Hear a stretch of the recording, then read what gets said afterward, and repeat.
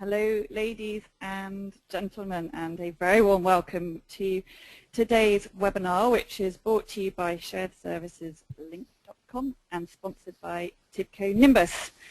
I'm very pleased that today we're looking at how to standardize your shared services processes and manage to keep the peace within your organization. So we'll be looking at your must-follow 6-step program.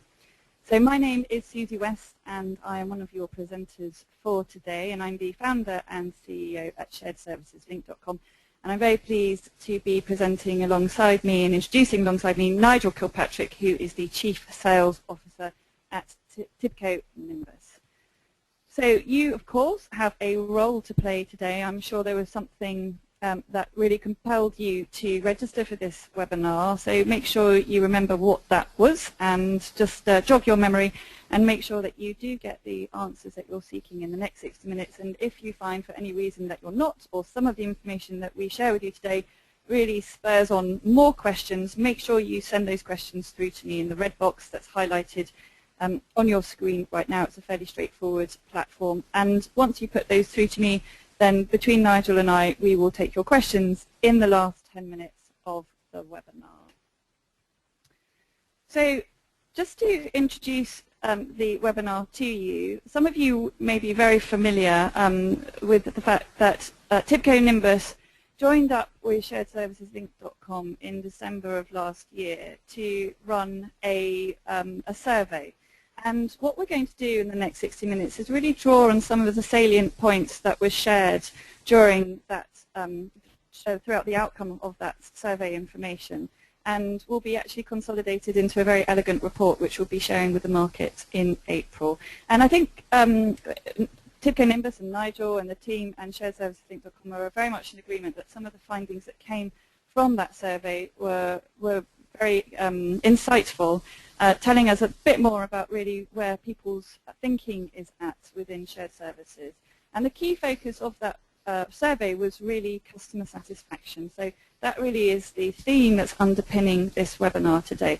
So let's just give you a bit of background about the survey. The survey was taken and completed by 152 people globally. We obviously removed any vendors, etc., and that boiled down to really meaningful practitioner participants coming to 104 in total. So, and the survey was made up of 14 questions, obviously a blend of multiple choice and also testimonial responses as well, so free text responses as well.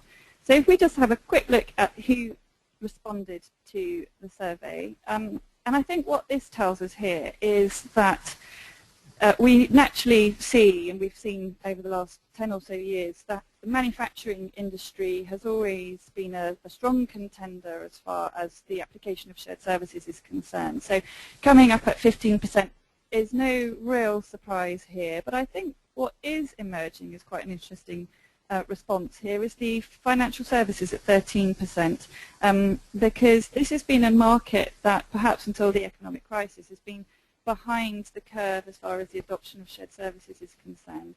And we're seeing, certainly in Europe, that the adoption of shared services is really picking up. So I think that really confirms an observation that we've seen for the last few years. And as far as people that responded to the survey were concerned, interestingly, the majority of people, 89% of them, are actually shared services professionals themselves. So we're talking about customer satisfaction, but that really is from the perspective of the shared services organization itself. So just bear that in mind when you have a look at the data. So we started off wanting to find out a bit about their shared services organization and their shared services centers and center itself. And you can see that 98% of them had accounts payable in their shared services organization in their center. And that probably won't come as a surprise to you, as shared services as a model was really set up 20 or so years ago as an enabler to fix the AP problem. So AP and shared services is often hand in glove. But interestingly, we're seeing a bit more uniformity around accounts receivable. Often the level of accounts receivable in shared services isn't as high as 78%.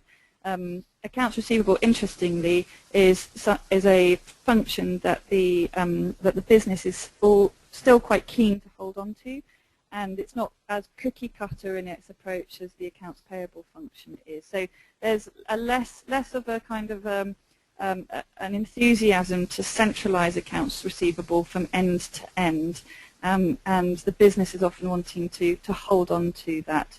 But you can see here that there are other functions, HR coming in at about 45% and procurement at 41%.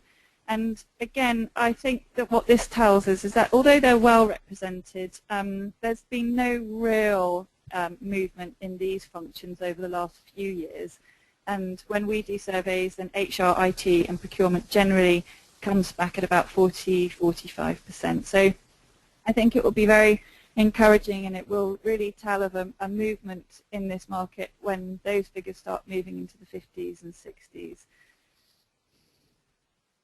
So also bearing in mind the maturity of shared services amongst our respondents as well, and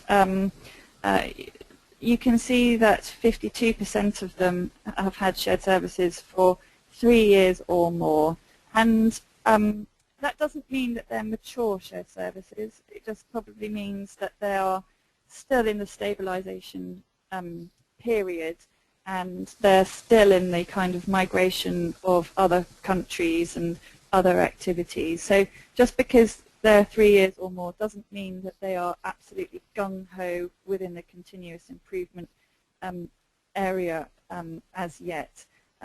It's not a given that they're in continuous improvement. It's more, they're probably more in the throes of standardization. So, and if we have a look at the size of the operations that we had in the survey, and I think this is quite a compelling piece of information that we are looking at here, is that 32% had more than 500 staff in their shared services organizations globally.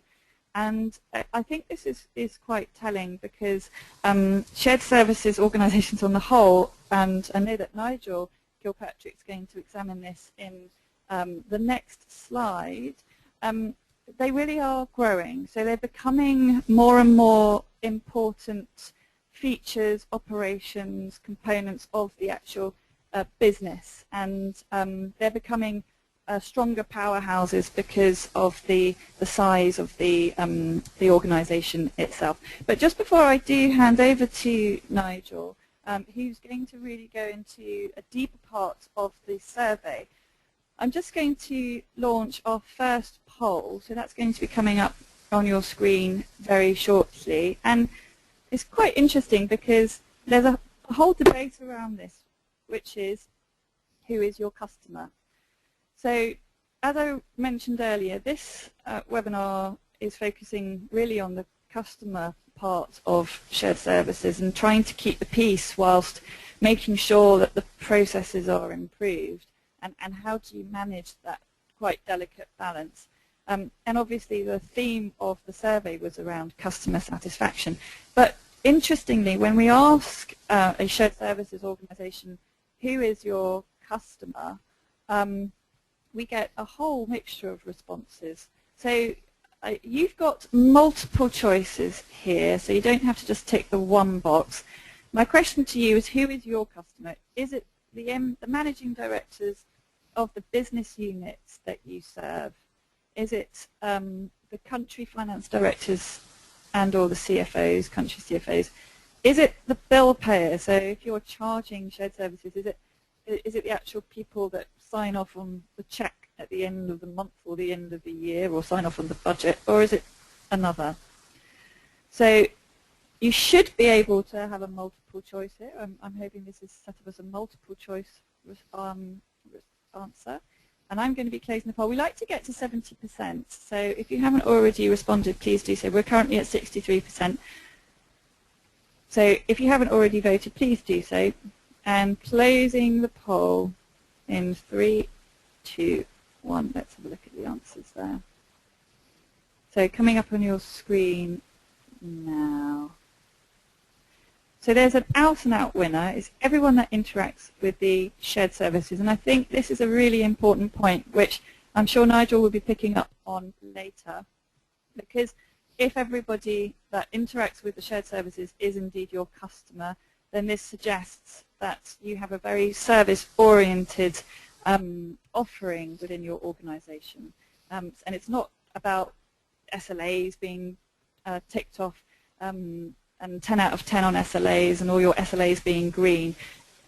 It's about really your customers being happy, and focusing on the service orientation of the people that you have in your organization. So just looking at those results for a moment and just dwelling on them a little bit longer, really interestingly, only 19% of you said it's the bill payers. So, and that's, again, quite interesting. We ran a conference in London last week, and Tibco Nimbus was a platinum sponsor there, and we had a whole debate around who was the customer, and a lot of people said the bill payers.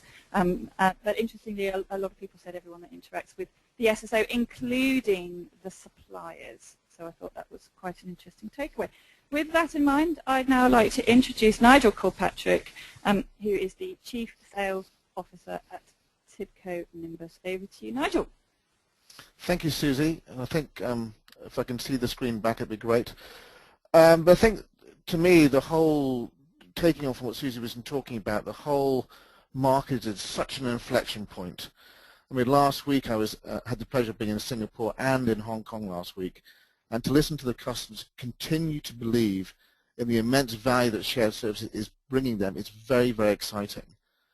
But I think we're really yet to see the value that all of us that execute in this market every single day, we're really yet to see the real change that we can affect on everyone that we serve.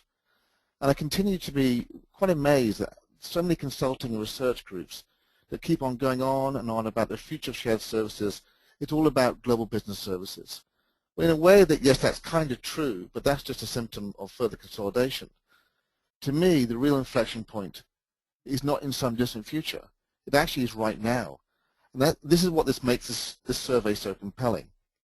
So first of all, I want to thank Susie and her team for doing such a great job in putting all this data together. I'd also like to thank all the participants who completed the survey, because it is such invaluable data. But moreover, for me, it has answered many questions that have been bothering me for years. And I really appreciate the time you're giving me to give you my view on what I think this data really is all about. And at the end, I'll give you what I think is a good 6-step program that will either give you a completely different view of the data, or even better, a platform for debate within your organization, or even better than that actually, to come and talk to us and discuss with us right away about how we can accelerate your customer satisfaction and sustain new heights that you never thought were possible. And as Susie was talking, I'm Chief Sales Officer for Tibco Nimbus, which really means that me and my teams have the ability to spend every day all over the world working closely with global organizations, revolutionizing their shared service organizations. I took over running the sales and marketing and consulting part of the business almost about a year ago. And the first thing that I did was to commit our entire strategy to the shared service market. I'm committing every marketing and sales dollar to you. At the beginning, many people thought I was crazy, thought I was mad for doing this. But to me, the answer is so simple. Because what you do every single day is run the heartbeat of your organization. And what we help you do is keep that heart healthy as you try to become fitter, you try and run longer and try and run faster. And we're able to do this because we have such a solid foundation in many companies. But more than that, let's start looking at the data. So Susie, if you can move on to the next slide. And this is, for me, was the most compelling foundation of what this survey brought to bear. So very interesting dynamics about the respondees, how they view customer satisfaction. If you move on, Susie, I'm not sure how many of you see the comedy sketch by Little Britain. I know most of the audience today is from the US, but there's a show called Little Britain where they play this comedy sketch about a receptionist called Carol, whose whole customer service is purely based on what her computer tells her. And without fail, the computer says no. All the time the computer says no. And this kind of data reminds me of that. If you should go to YouTube and find that sketch. This is purely my view, but isn't it very interesting that 43% see improving customer service as the highest priority, yet 49% of respondees believe that improving talent is the lowest priority. So do we have, to me this is absolutely staggering, because it reminds me of when I used to talk to customers about their customer journeys and beginning to get really excited about the huge debate we're going to have around attrition and waterfalls and so on. But when we actually start to peel away the onion skin and get really underneath what was really going on, the customer journey was actually about a customer transactional flow. And this seems to be very like that, because we have improving customer satisfaction and standardization as a transactional relationship. And we have the talent as a satisfactional one. But we move on to the next slide, and we're looking at 86% ranking further standardizing processes as one of the top 3 priorities. This is very, very encouraging.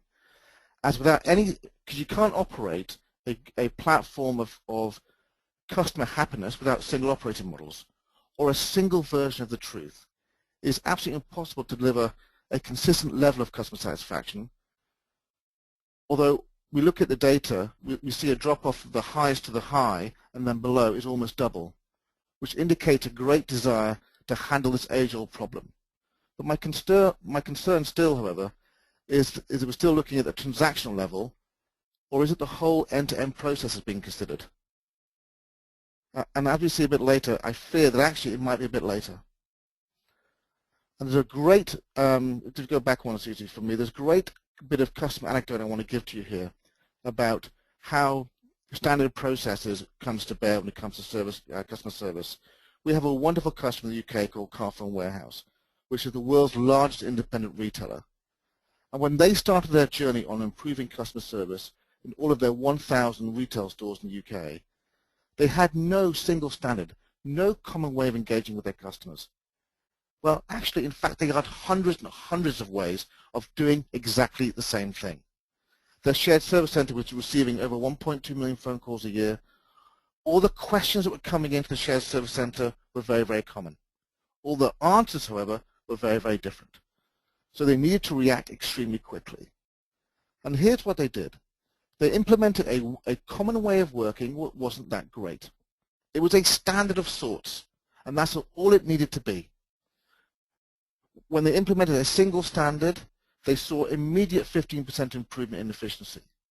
They were able to reduce the shared service burden down from 1.2 million phone calls down to 200,000. They were using Net Promoter Score to measure their customer interaction, and they also had Pulse, which was measuring their internal customer satisfaction. And both of those went up by 50%. And as a result, they saw some rapid increase in the revenue per store in 6 months. And that is all just coming from a common standard. So this is very encouraging to see this data. So we can move on, Susie, please. And as this data talks about when I'm responding to when it comes to seeing process standardization, this also goes back to this automated data versus both the manual activities that are going on and the automated activities going on. Only 2% of respondees see governance or managing process change as their highest priority. And I'm left wondering, therefore, about the ability to have a continuous improvement platform if you don't have good governance. Unless you have strong governance, it's only the process of change that are being left. Therefore, we have some real gaps in how we are looking at standards and how we're looking at governance as a platform for change. Now, this is really encouraging. A bit of a dichotomy in all this kind of survey, but this is really encouraging to see. Because we have discussed this earlier in terms of how it relates to the next slide, but all of the discussions that we've been having around the world is a common theme. But this is what I need to do as a priority to say how to do it. So we know that we have to improve customer satisfaction, but what we see every single day in the discussions we have is a challenge of how do we do it. And I don't see this going away at all in the future. I probably see this probably as the most important KPI for every shared service center, not just those that seek to become world-class. And having only 3% as excellent is most likely a fair assessment of the current level of maturity of the shared service market. which I think is fairly common. But on the other the good news is that 63% of customer satisfaction is good. But again, I would pose the question on whether the SLA is being measured here from a transactional viewpoint or whether the operational level agreement is being measured. Again, we're a bit of a dichotomy. Even though this is great data, we have a bit of a delta between what we're seeing from continuous improvement and governance earlier on to now seeing that 81% can put continuous process change as a challenge. Move on, please, Susie. Now, to me, this is the crux of the entire survey. There are two key components here, which are about complexity and compliance of standardization of process. These are the two resident evils that undermine customer service. Complexity of having too many processes and variants that are mostly unnecessary is the customer happiness kiss of death, let alone having staff not being able to find process documentation in the vast depths of intranets. And when they do find the information, do they actually trust the information they have found? I see this time and time again. Just solving these two areas, these two issues about complexity and standards can have a profound effect on the rest of the issues listed here. And in fact, to me, if you don't fix these two issues first, then it really doesn't matter trying to solve the other issues, as they will remain silo-based problems. Again, if we recall my earlier points regarding what customer satisfaction is being measured on, this is very telling. Is it still about the transaction that shared service staff perform, or is it about the interaction, the overall happiness? This graph clearly is telling us that by looking at speed, completion, and cost of transactions, that it's clear that happiness of the engagement is just not important. Yes, customer surveys seem to be the most popular way to measure, but I'd be intrigued to understand what questions are being asked and how often. Are we asking questions about how well we perform the task, the engagement from an emotional level, a proactive engagement, or are we purely just talking about the transaction? And at this point, I'd like to hand back to Susie. Thank you very much, Nigel. That takes us on to the second poll of the day coming up on your screen now. So really just following on the theme of customer feedback, how often do you actually get feedback from your customer? Is it real time? So right after the event, which is something that I think a lot of Skype users are very used to. They're used to starring their experience and the quality of the phone call conversation or the phone call after the actual event, but immediately. When the customer chooses, is it monthly, quarterly, or annually? Or maybe you don't actually collect customer feedback. So if you could tick the box most appropriate to your own situation, and there's just one choice available here. So 54% of you have responded. If you haven't already responded, please do so. As I mentioned earlier, we do like to get these responses up past 70%. It's nice, meaningful benchmarking information for all the people on the webinar. So just shy of 60%, closing the poll in 3, 2, 1. Let's have a look at that data coming up on the screen now. So interesting results. 10% of you don't collect the feedback at all. I'm sure Nigel will have something to say about that. 15% of you are collecting feedback in real time. And then, interestingly, 25% when the customer chooses. So interesting results. I'd be interested to see what your thoughts are on those poll results, Nigel, and back to you. Well, I applaud the 15% for doing it in real time. That's absolutely fantastic. And also when the customer chooses. And I think if we were to move on to the next slide, Susie, I just have an anecdote about how Nimbus, how we in our shared service center, which covers our support globally, we do it per transaction. And clearly we're a process company, and processes are just a part of our culture. It's the DNA of what we do. Everyone interacts, everyone knows what they're doing. And we measure it at the point of transaction that allows our customers to choose when they feedback. But we have a 98.6% customer satisfaction that is excellent or good. and we're able to measure it every single day. And what we do with the content is what is key, because there's no point measuring a customer level of customer satisfaction, even at the point of transaction stroke real time, unless you're able to make the changes necessary in equal kind of speed. And so when we look at this data here, looking at 58% don't have real-time view of their customer satisfaction KPIs, it's a real concern. It's also an area of real opportunity to start to make these long-term improvements as everyone starts to move towards global business services or taking on more processes inside their own shared service organization. Measuring this is going to play a real value in terms of what KPIs are being put upon us. But we have to measure it not from transaction, we have to measure it from satisfaction. And that means the whole engagement needs to be measured. Again, I think this comes back to what we're talking about, where 85% of the respondees said that improving handling of customer feedback and collaboration would be valuable or most valuable. I actually would like to pose this question to our own employees that we serve. I reckon that would be 100% of the respondees if we were to go measure and ask our customers. They would say that feedback is imperative because they want to give us feedback on not just how that transaction was performed, because they don't really care about the transaction. We care about it, being shared service directors and shared service professionals, but our customers don't really care about it. They expect it. What they really want to have a handle on is, can you manage the whole end-to-end engagement that you're performing for me? And can you be proactive? And if we're delivering a self-service portal environment in addition to our own shared services, are we speaking from the same single version of the truth? Am I looking at the same data?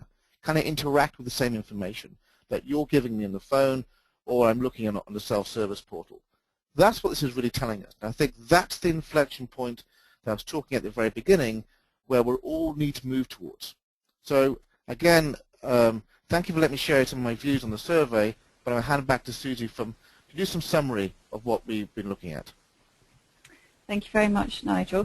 So what we wanted to do is to really start identifying some trends, and the way that we do that at sharedserviceslink.com is we really take the group of the top performers and the bottom performers and see what the shared characteristics are within those different sets, and that starts to establish the best practices for the top performers that really perhaps should be followed if you wish to get to become a top performer. So let's have a look at some of the common features shared amongst the two groups.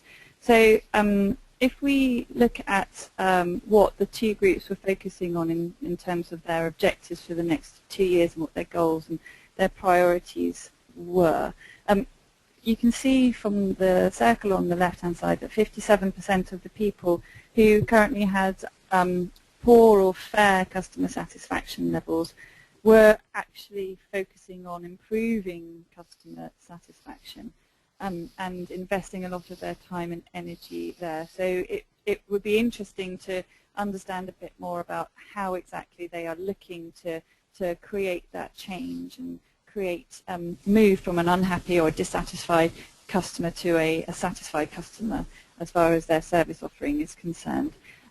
Those providing good customer satisfaction are 4 times more likely to be focused on continuous improvement. And I think that really takes me very nicely as a segue onto the next slide, which is really about undermining customer satisfaction. And you can begin to appreciate that a lot of these things it's a whole web, and you tug on one piece and a lot of the other components will come with it.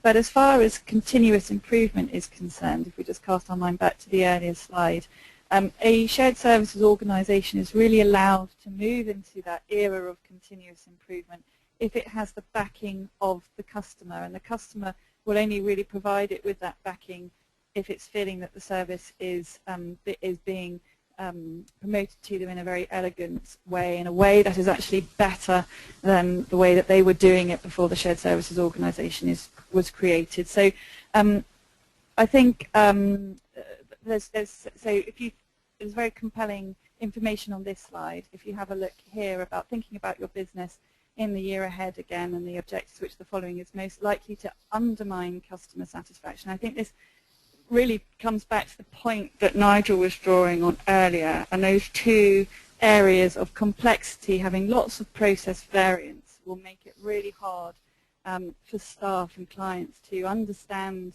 your objectives and your offering and your service and be able to buy in to what you're doing. It will make it make it hard for them to really engage in your process and also your process improvement and compliance around the compliance of behavior and making sure that the users in the process are actually following the process rules and helping with your standardization efforts. So as far as undermining customer satisfaction, these two were jumping out quite considerably at 51% for the poor shared services organizations, or rather the shared services organizations with poor customer satisfaction, and 46% for compliance. Again, if we have a look at the bottom performers as far as customer satisfaction was concerned and the top 5 most likely areas to undermine customer satisfaction, just to dwell on that point a little bit longer, though I think we're making our point here quite nicely, the process variance at 51%, the out-and-out winner there, followed very, very quickly by process compliance. Staff turnover, and I know that we touched on that earlier, Nigel was pertaining to that point, which is about talent, and that talent wasn't a high priority and was really coming in at number 7 out of the 7 options available. And also this attitude that the customer has to adjust to our processes, and that really causing a little bit of a brittleness, if you will, between the shared services organisation and also the client. And changes to the system. So this comes down to communication, managing the change, educating the end user, the customer, on the changes in the system, the changes in processes, policy and documentation being available. I know that Nigel's going to talk about that later.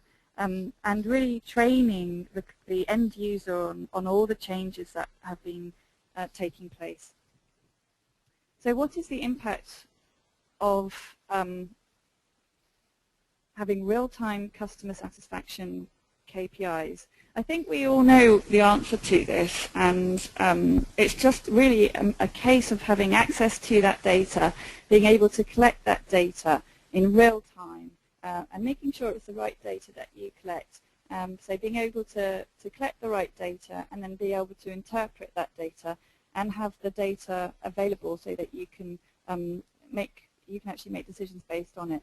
At the conference last week, we actually ran another survey with about 50 or so shared services directors, and it was really looking at the customer satisfaction KPIs, and just alarmingly 50% of respondents at that conference, and it was a room full of very, very established shared services organizations that you would have thought would have completely nailed this.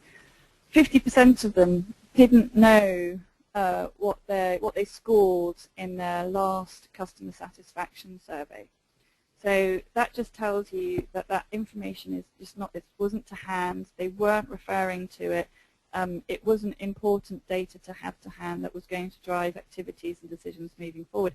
And it just begs the question, why were they bothering collecting it in the first place if they weren't actually using it to drive decisions moving forward? So if we have a look at this slide, you can see that 68% of those with poor customer satisfaction did not have real-time views of their customer satisfaction KPIs. And I think if you think how you operate as a member of your team, if you're told something 6 months down the line about something that happens today, or happened 6 months ago, for example, the chances of you actually being able to remember that or to do anything about it or contextualize the event, it's very slim, and actually kind of gathering any kind of feedback 6 months down the line is just almost a redundant exercise. So really getting that immediate feedback is very, very compelling for the shared services organisation. Those with poor customer satisfaction are 25% more likely not to have real-time KPI, real-time views of their customer satisfaction KPIs. So you can see quite a considerable difference between those with good or excellent satisfaction and those with poor customer satisfaction. And nearly twice as many people who act on real-time KPIs have good or excellent customer satisfaction. So again, this comes back to human behavior and the importance of responsiveness. So if your customer's telling you something and is giving you customer feedback, they're doing that because they're hoping that you're going to take that information and make some kind of constructive change. And if they see that that doesn't happen, then the feedback cycle begins to fall apart and fragment. So I think this is quite an interesting takeaway here, that nearly twice as many people who act on real-time KPIs, they're responsive, they're showing that they're listening and that they care, have good or excellent customer satisfaction. It really shows a tightness between the shared services organisation and the customer. So what difference can a process owner have on customer satisfaction? We're seeing development in the market, which is that high-performing shared services organisations have global process owners or GPOs or process owners. These are very senior individuals. They can go out to the business and they can sell a vision. They work very closely with procurement and finance. They straddle functions, and that's not always an easy thing to do, especially if it involves finance and procurement, who up until quite recently haven't made very good bedfellows.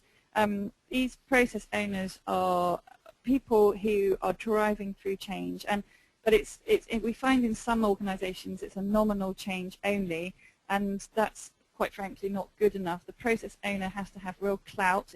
They have to have teeth. They have to be able to sign off on a process, sign off on IT that touches that process. They need to make sure that any process change within their owned process goes through them, and no one deviates from the agreed standardized process unless there is a legal reason within country that suggests that that must be the case. So a process owner is driving through improvement, and not just improvement for right now, but improvement that's going to stick next year, in 2 years' time, and in 10 years' time. So that process owner really does need to be quite an impactful individual. 27% of those providing good levels of customer satisfaction have a process owner in charge of customer satisfaction. So this is quite an interesting development, that the process owner, say for purchase to pay, will also own customer satisfaction. And you'll be aware, if you are indeed a process owner, the importance of data, collecting data, responding to data, making sure that activities and improvements relate to the data that you gather. So a process owner is looking at that KPI information, that metric information a lot, and making the relevant decision based on that. 71% with good levels of customer satisfaction have a process owner in charge of or with shared responsibility. So this is really building on the last slide. If we look at shared responsibility and overall in charge, 71% with good levels or excellent levels of customer satisfaction have a process owner in charge of or with a shared responsibility for customer satisfaction. Again, I think we're driving the point home quite nicely here.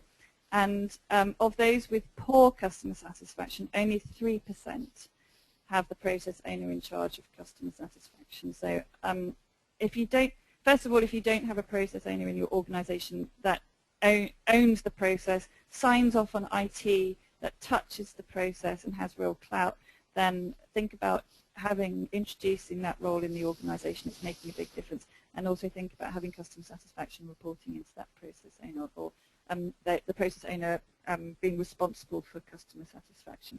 So we just wanted to summarize with some quick takeaways before I hand over to Nigel. And And we can see here that improving customer service is absolutely a priority for the shared services market, and especially the people that responded to the survey. But unfortunately, only 3% of them rated their service as excellent.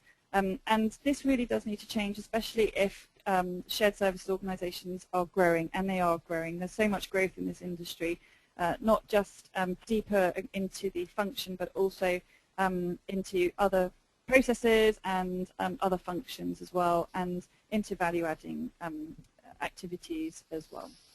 But if we look at the second takeaway, process standardization and process change really is a major, major hurdle. And 81% put continuous process change as a challenge. And these challenges really start to move away if you've got happy customers. Process owners, as I talked about on the earlier slide, really go to making a big difference. So really think about introducing a process owner if you don't already have one, and seeing that they're responsible for the customer satisfaction. And really good customer service, it's a no-brainer. Good customer service really can take your shared services organization and the general financial position of your company to the next level, because the more your shared services organization grows, and that relies on happy customers, then the wider the impact, the larger the impact will be to your bottom line. So hopefully that's been useful to you. Now I'd like to pass back to Nigel for the 6 steps, please. Thank you, Susie. And I'll guide you through the next steps if we do it. So I've slightly cheated. I've actually got 4 steps, and one of them's got 2 in it. So that's how I get the sticks. But my kind of approach for this is in the 4 stages. Step 1, we have to really think differently. And I want to think differently about what it is that you're actually capturing as a process. I mean, we think about what people do. 80% of what they do is actually manual, and 20% is automated. Now, this bar of automation goes up or down depending on what business you're in. But really, you have these unstructured activities and these structured activities which create this end-to-end process flow. But what is staggering, if we look at business process capture and deployment, is that almost 100% of the investment, if you move on to over 100% of the investment, has gone into solving 20% of the problem. And in fact, if you think about it, all of the risk does not sit in automation. The risk doesn't really sit in the transactional flows below. They sit above. And yet we have spent all of our time and effort focusing on this rather than capturing all of what is going on, all of what people do, the whole end-to-end process. So step 1 is we have to think differently about what it is you're capturing.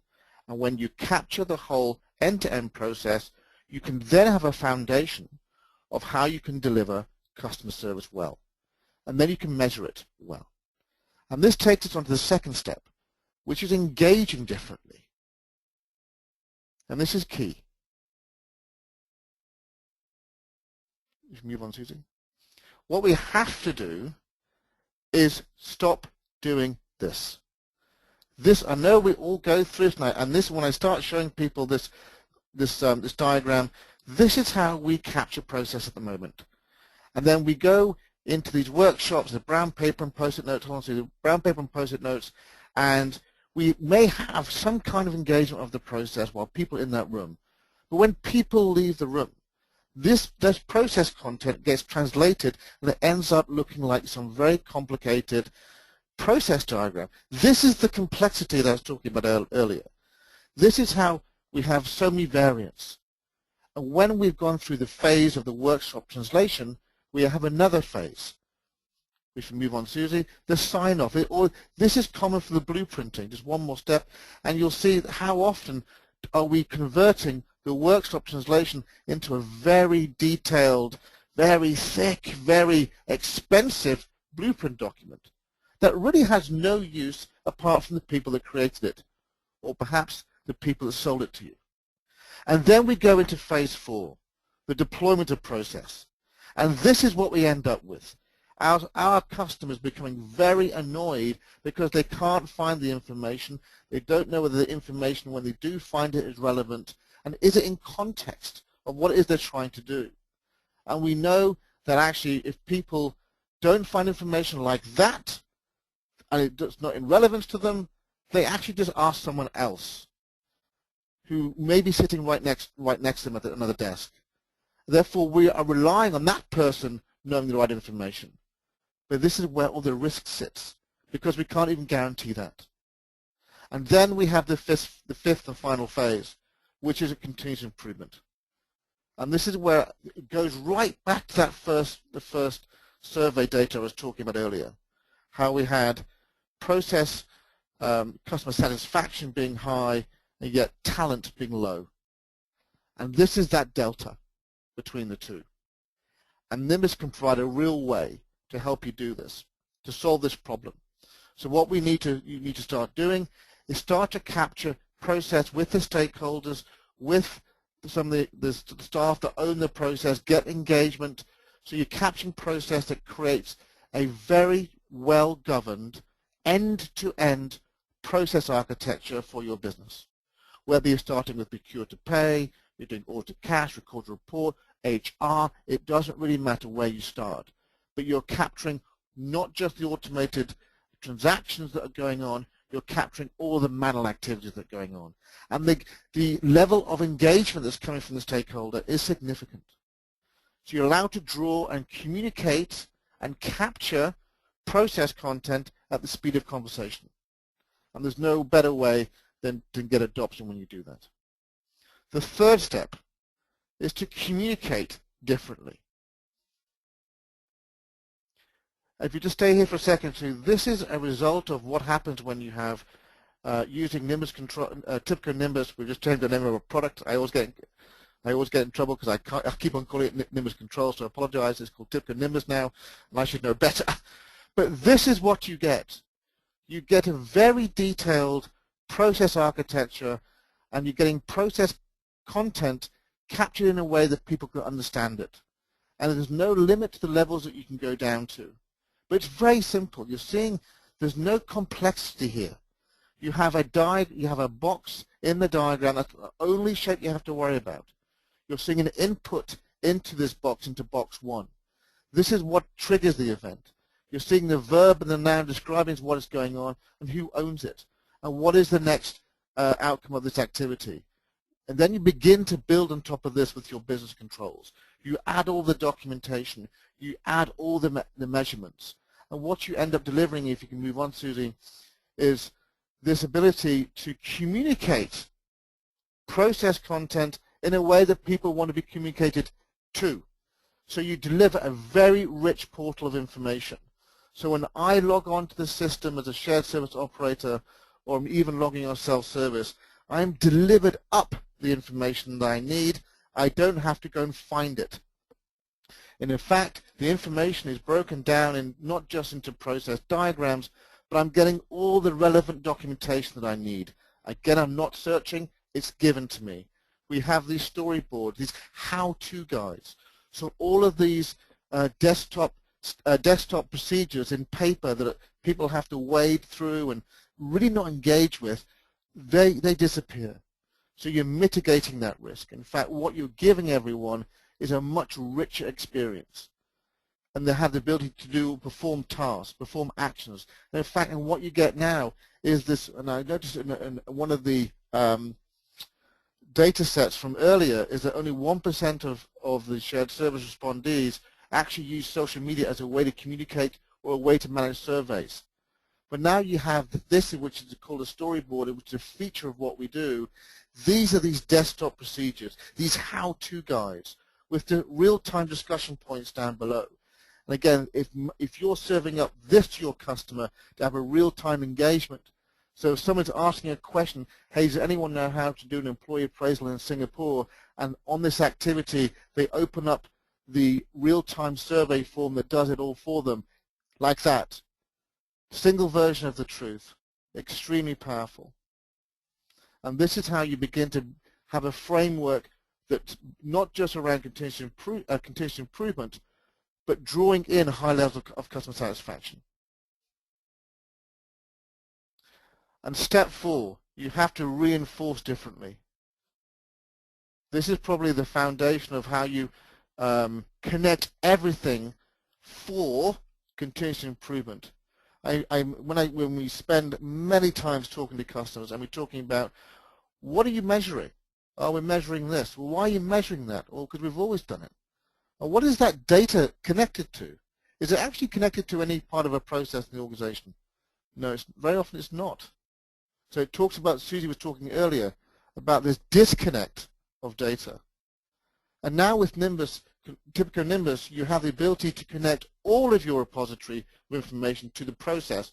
So whether you're looking at service items costs, whether you're looking at individual productivity, and this is all coming from process. And this is the foundation of improvement, whether you want to look at number of tickets per person per month, or whether actually what you want to do is jointly look at measuring SLAs and OLAs together, and how well are we doing in real time. And one of the final outputs that you get is you can actually get information about how you should improve your processes based on the information you're getting. Now, this could be something that you could share with your stakeholders, your buyers of your service, and demonstrate how, how the relationship you have with them is not just a transactional relationship. It's actually not even just an operating level arrangement, partnership. It is a partnership of process improvement. And that is what typical Nimbus can give you as a foundation for really rapidly improving and sustaining and reaching new levels of customer satisfaction. So I think to me, these are the key things that customer satisfaction requires. Again, it goes on, and I'm just reiterating really about capturing both manual and automated activities in a common language that everyone understands, that is rich, it's contextual, it's role-based. We must have a single version of the truth. We must start to manage and deliver and operate single operating models, no matter how large your centers are and how transient they are around the world. That's what we must do. Process owners must become accountable for change management, governance, and adoption. We must start thinking in our minds and in our organizations that it's the process that we must change, not SAP. We shouldn't be getting embroiled in this whole ERP architecture thing that is more important than the process. It is the process that is the law. It is the process end to end that is your intellectual property of your business, not your ERP system. For ERP system, it has to be secondary because it delivers up the transaction for someone to perform. And happiness is not a transaction, it is an interaction. And we must begin to measure these interactions every single day. Because if we don't, we can't get continuous improvement. And it must be, and continuous improvement must be everybody's responsibility. And then we can have a foundation for sustaining excellence. So I know that was a very quick run through of my 4/6 step program, but I'd like to hand back over to Susie now to close up for Q&A. Thank you, Nigel. And also I think we're just closing off with a final poll as well. So coming up on your screen now, looking at talent versus other priorities that you might have, how would you rate talent?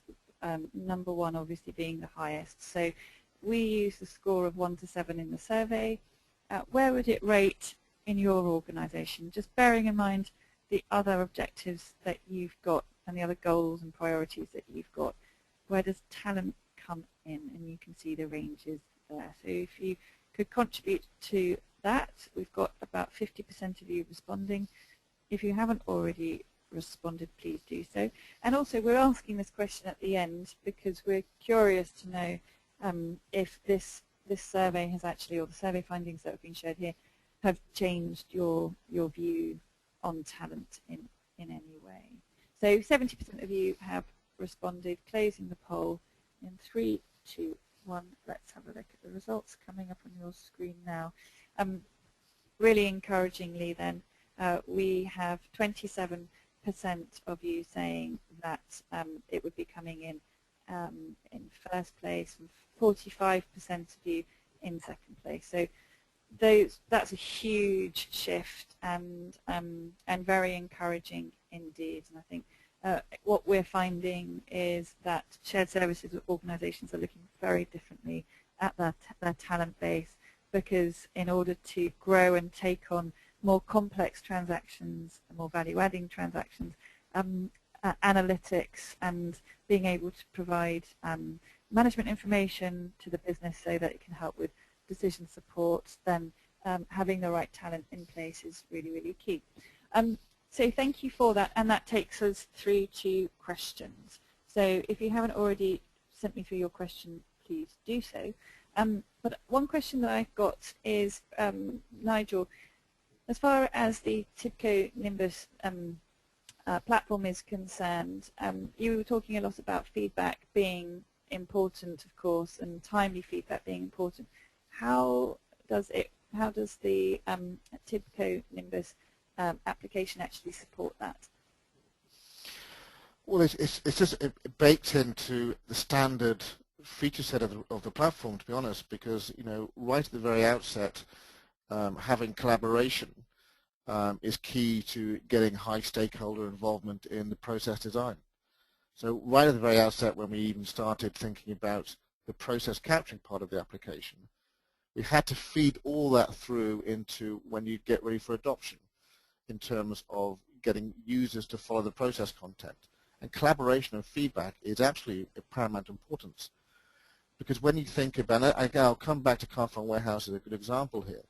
They were very, very proud of the fact that they could distribute a process change to 7,000 people in 30 seconds. What they weren't expecting, and these were 7,000 people in the retail stores, what they weren't expecting was creating 7,000 process change experts overnight. Because the amount of people who were getting this great new process content always had a better way. They wanted to feed back in to say, I think I found some improvement. So it's a standard part of what we do is collaboration. And now we've added a social media aspect to that, which means that we can have not just a one-way communication back to say, listen, I think I've got some changes I want to make, or provide some feedback. We now have the ability to have a two-way real-time dialogue. So if I'm in a shared service center sitting in the UK and I'm asking a question, the answer may come from anywhere in the world, but I'm getting the answer that I need. And that answer is based on the subject I'm asking about. So really feedback and communication plays a fundamental part of our collaboration. And you also talked about this having a common process is more important than having perhaps a single ERP. How do your clients, how easily do they find it to have a common process in a multi-ERP environment? Very easy. I mean, I think we're looking at this in two different ways, actually. I think we can look about the pressure, perhaps, that's coming to bear on clients around saying, to be world-class, you need a single ERP instance. And, and there's been a rush to try and do that. Well, that is because there's no single view of the transaction. And what I mean by that is, so we have clients who are consolidating shared service centers from 5 or 6 down to 3, and had 7 or 8 ERP systems that were trying to consolidate. Well, actually, when they looked at it in the Nimbus way, we're the layer above the transaction with an end-to-end process. And because you can tie in your different ERP transactions to the process activities, and you can see the person who performs those activities can launch the ERP system from wherever they are, then the pressure on pressure to consolidate into single instances goes away, because the process becomes the level of importance, not the ERP. So we're driving the process to be the law, and the ERP to support the law, and that's how many of our customers are now doing it. We are unfortunately out of time, so just to draw your attention to an event that we've got in 1 month in Chicago, and by participating in this webinar, you'll all be entered into a raffle, and one lucky winner will win a VIP ticket to the Chicago conference that we've got for the Summit for Leaders in Finance Shared Services, courtesy of Nimbus, and that ticket is worth $3,000, so do look out for that. Also, we've got a number of webinars coming up, which I just wanted to draw your attention to. But in the time being, thank you very much to Nigel Kilpatrick, and thank you very much for your time and attention, and look forward to welcoming you next time. Goodbye.